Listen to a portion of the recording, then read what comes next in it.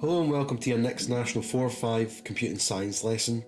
Sorry if I'm sounding a little stuffy and choked up this lesson, however, I've got crazy bad hay fever going on. In our last lesson, we looked at using the input function to capture values from our users and store them as variables to use in our programs. We also practiced capturing input of different data types, as the input function defaults to using the string data type, so that meant we needed to use our int and float functions in order to capture data of those types. In this lesson, we're going to be looking at using selection in computer programming and the different relational operators that we can use to construct our conditions. We'll be successful if we can implement selection constructs which use these different relational operators in the Python programming language.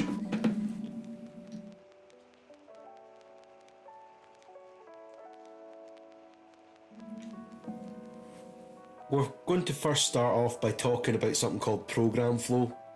So far our programs have executed, and that means run, every line of code that we write in our programs from top to bottom. And this has been fine for the problems that we've encountered so far, but none of the problems we've encountered require any choices to be made regarding the data that's input.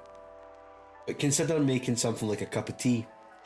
Some people take milk in their tea, some people take sugar, some people take both, and some people take neither.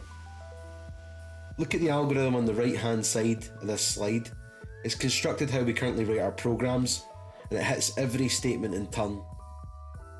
So we boil the kettle, put the tea bag in the cup, add boiled water, add milk and add sugar. But not everyone takes milk and sugar in their tea. But if they were using one of our programs, they'd have to. Every tea drinker is getting milky and sweet tea regardless of their preference. So this algorithm's what we call not fit for purpose.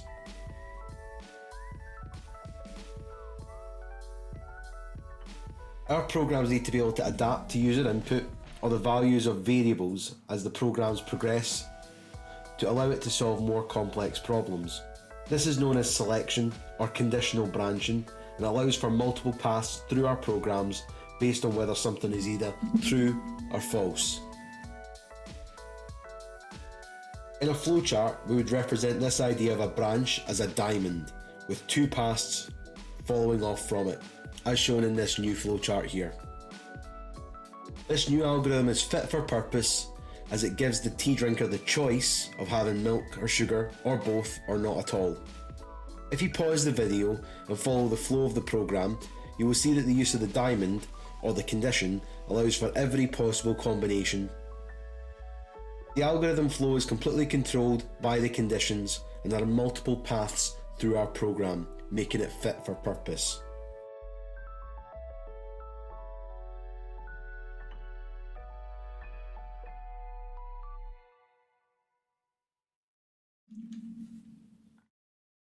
When we are writing our conditional statements, they should follow the following format. Firstly, the variable we want to compare to another piece of data. Then, how we want to compare it. This is with something called a relational operator, which we'll talk about in a moment. Finally, we should state the piece of data that we want to compare the first piece of data to. This might be a set value or the value of another variable.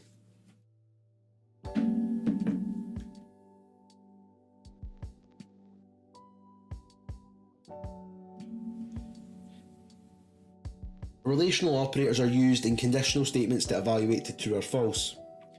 On each side of the relational operator there must be a value. Our first relational operator is greater than, which is the right facing sharp angle bracket. You'll have seen this in maths.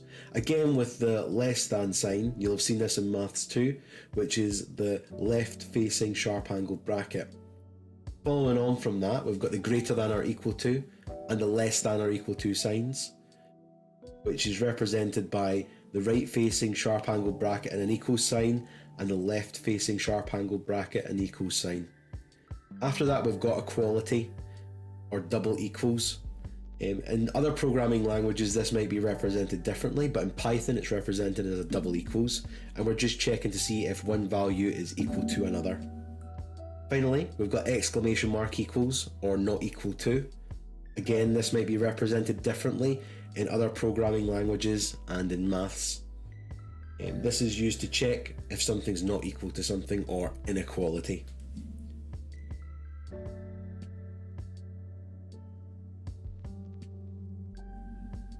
In Python, to create simple selection statements, we need to use the if command. In Python, the if command is followed by a conditional statement, and if that statement evaluates to true, then the line or lines indented below it are run. If not, the next unindented block of code is run as well. We'll look at indentation on Replit after looking at a few examples in these slides. As you can see on line 1, we capture the user input to the variable age. On line 2, we evaluate if age is equal to 17, using the double equals relational operator. If this is true, then the program runs line 3. If it's not, the program does nothing. Therefore, the program only outputs something if the value of the variable age is exactly 17. As you can see in the example output, number 2, if the value of age is 18, it doesn't output anything at all. This is known as a logic error. Our program code is correct, but the logic of it's slightly wrong. We can fix the logic by changing the relational operator, as in this example here. In this example, we've changed the relational operator from equality, double equals, to greater than or equal to, meaning the number 17 and anything above it will evaluate to true as demonstrated in output and output number 2. Output number 3 demonstrates that if we enter a value below 17, the program still has no further operations to carry out. We're going to fix this by using another command, and this command is else. The else command tells Python what to do if the previous condition has evaluated to false. In this case, any number below the value 17 is false, and therefore the else on line 4 and the indented block of code on line 5 would be executed rather than the code on line 3. As you can see in the first output example, we entered the value 17, where you can get a provisional driving license was output. And in output number 2, we've entered the value of age to be 12, and it outputs the message, you cannot get a provisional driving license, working now as expected. The example below shows a less efficient method of capturing the other possibilities. In this example, it would be better to use the else command as it requires no further calculation. However, we've written this as 2 if statements, one on line 2 and one on line 4.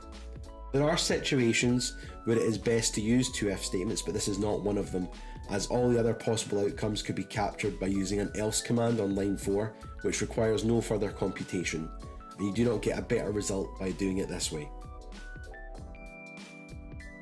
We're going to switch to Replit now for a moment to discuss the construction of an if statement and the most common problems that students have revolving around the syntax or the structure of the if statement.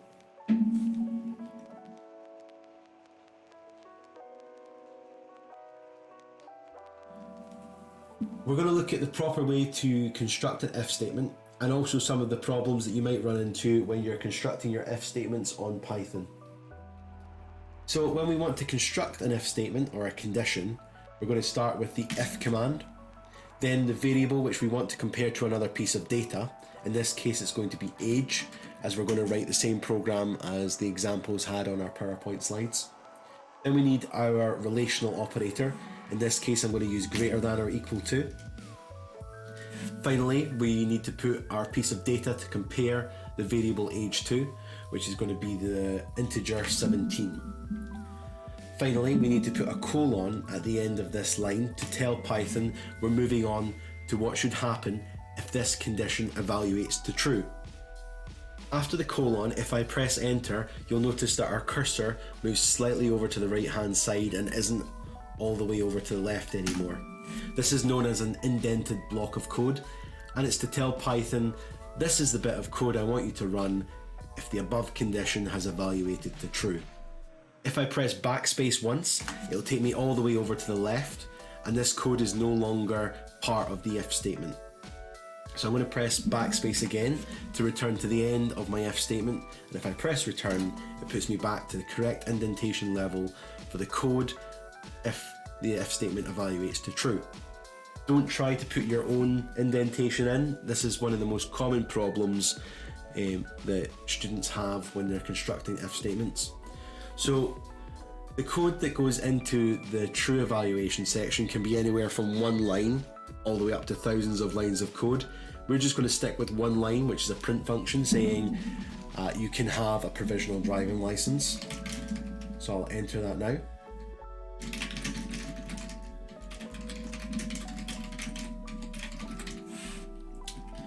And then when I want to return to my program and not be part of the if statement's true evaluation anymore, I can press return and then backspace, and that takes me out of the condition.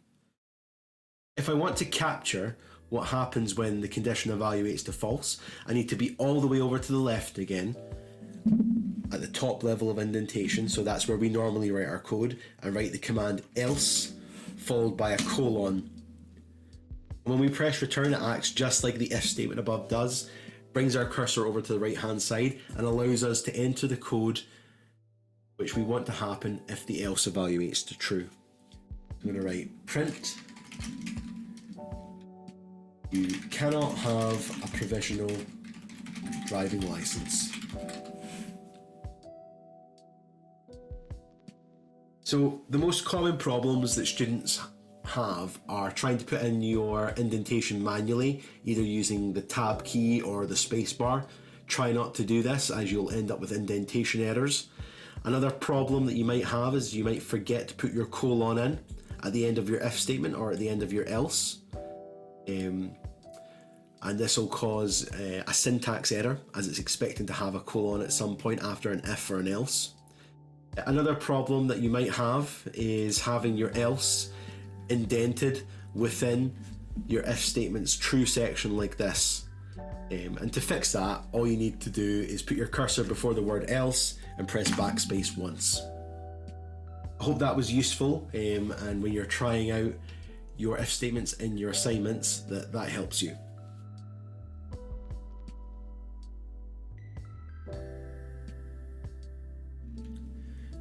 Okay, now it's over to you for a task. On Replit, you'll see task 1.12, simple selection. It's going to require you to use the user input function that we learned about in the last lesson and the new simple selection constructs, if and else, that we've learned about in this lesson. I expect to see your program making use of the else command rather than using two ifs. Pause this video now and then resume for a summary after you've handed in the assignment.